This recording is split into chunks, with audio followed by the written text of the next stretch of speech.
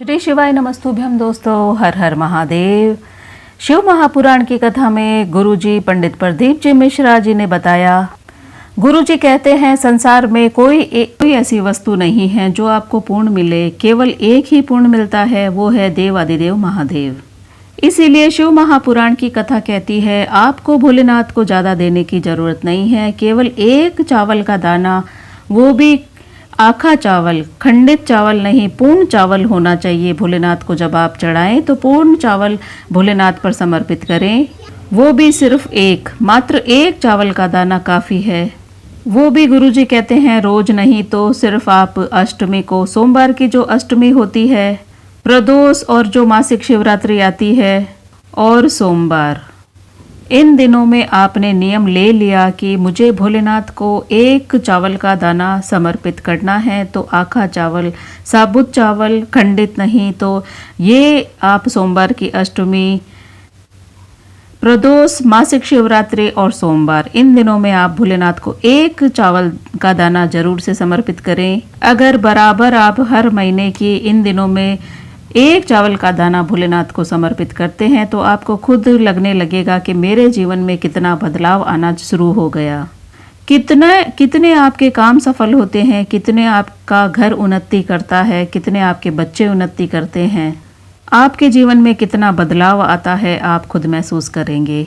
और चावल का दाना भी श्वेत, तो श्वेत भोलेनाथ को पसंद है क्योंकि भोलेनाथ के मस्तक पर चंद्र विराजमान रहते हैं, वो चंद्र के समान चावल का दाना होता है। शिव महापुराण की कथा में गुरुजी ने बहुत ही सुंदर और बहुत ही सरल उपाय बताए हैं। अगर आपके जीवन में बहुत ज़्यादा लगने लगे कि आपका साथ देने वाला कोई नहीं है, हम बिल्कुल अकेले हो गए हैं, कोई हमारा साथ नहीं दे रहा है, कोई हमारा साथ देने वाला नहीं है, और आपको कोई रास्ता ना सूझे, आपको कोई मंजिल ना मिले, आपको कुछ समझ में नहीं आ रहा कि क्या करें, तो आप ये शिव महापुराण का छोटा सा उपाय करके देखें। आपको करना क्या है, एक कनेर का पुष्प लेना है, उसके ऊपर आपको हल्दी और कुंकू रोली, ये दोनों चीज़ें लगाना है पुष्प के पंखुड़ियों पर।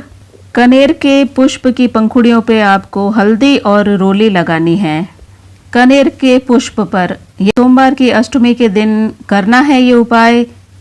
तो मंदिर जाकर आपको, जहाँ पर भोलेनाथ विराजमान है, जहाँ पर शिवलिंग विराजमान है, जहाँ पर माता का हस्त कमल है, माँ की जहाँ पीठिका है, उस स्थान पर तो आप कनेर के पुष्प की पंखुड़ियों पर हल्दी और रोली लगाकर सोमवार की अष्टमी जिस दिन हो उस दिन ये उपाय आपको करना है। मंदिर जाकर आपको ये उपाय करना है। मैंने घर पे आपको करके बताया है, पर आपको ये उपाय मंदिर जाके करना है।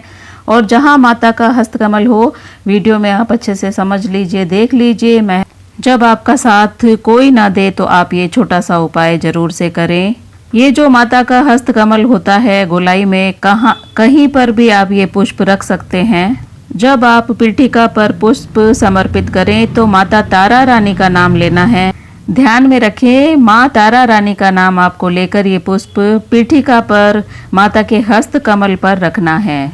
तो आपके ऊपर माता रानी की और देवादिदेव महादेव दोनों की कृपा होगी और आपका काम सफल हो जाएगा।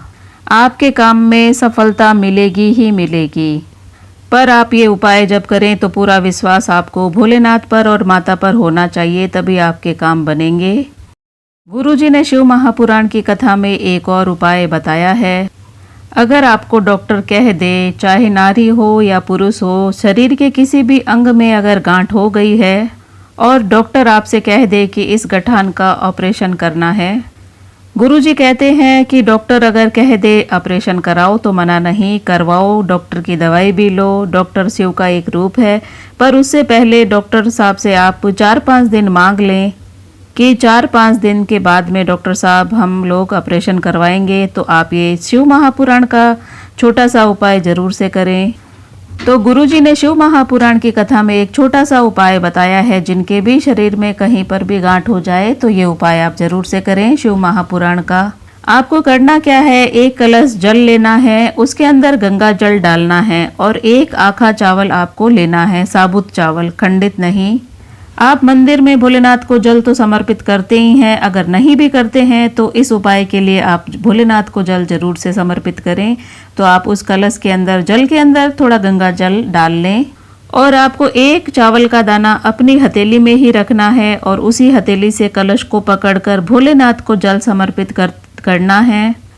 आपको श्रम्भेश्वर महादेव का नाम लेकर जल समर्पित करना है, ये ध्यान रखें।